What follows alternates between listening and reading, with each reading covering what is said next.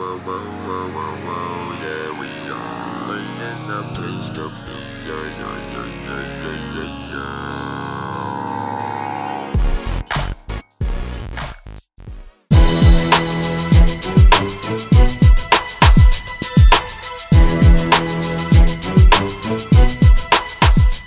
So now I'm about to start making my Easter dinner. I'm gonna make some crawfish étouffée, some tilapia. I'm gonna probably bake it, or I'm gonna make some spaghetti and cheese, which is a staple in Louisiana.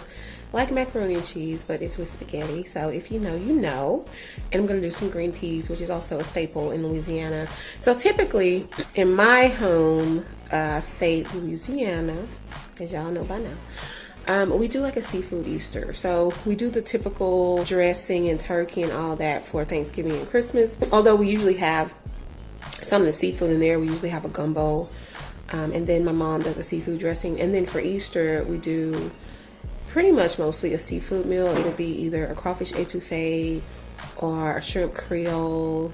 Usually some fish, either fried fish, baked fish, usually fried fish. Sometimes some fried shrimp or something. And then almost always with some spaghetti and cheese, some potato salad, some peas. So I am just staying true to my roots, honey, because that's what I do. Look. So I'm browning my chicken and andouille sausage. Okay, y'all, now I'm going in with half a stick of butter or 1/4 of unsalted butter. I'm getting ready to make the roux. This is gonna be a caramel colored roux. It's not gonna be dark like for gumbo. But you do want to do the same continuous stirring. So with the crawfish étouffée, you make your you make your roux with butter instead of oil. It just gives it a bit more of a creaminess, which is what you want. So I'm going in with 1/4 of a cup of flour here. So I just pour a little bit at a time and stir. I'm gonna go ahead and cook this roux. So I am going to keep stirring this, and I will come back and show you guys when it is done.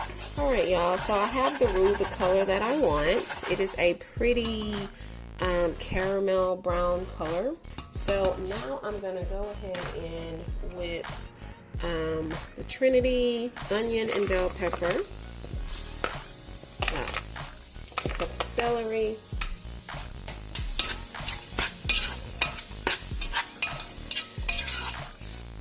and then I'm going to add a bit of garlic. And I do use green onions as well. That is not a part of the Trinity, but I like the extra flavor that it gives. My mom cooks with the green onions as well. And when these veggies get soft, I'm going to add my garlic, my green onions, and my chicken broth. And I'll actually come back and just show you guys what everything is looking like when it comes together. Okay, so I just put the 2 cups of chicken broth in here. So now I'm going to go in with my dry seasoning, Tony Sachet. I also go in with some onion powder, even though I have onion in there. I don't know, I just like to add onion powder and garlic powder to everything. Garlic powder right here. And so I'm going to bring this to a boil, reduce the heat, and let it cook down and simmer. I do add bay leaves to my crawfish étouffée. That is not a part of the recipe if you are making like an authentic crawfish étouffée. But, you know, you put what you like in your stuff. Alright, y'all, so this is how the gravy is looking. The sauce, I guess you'd want to call it. It's a pretty color. It's flavorful. It's not thick enough.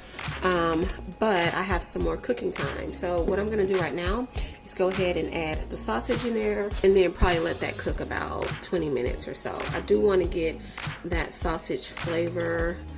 I did go ahead and add the bay leaves already, and I added a little bit more of the Tony Sachet.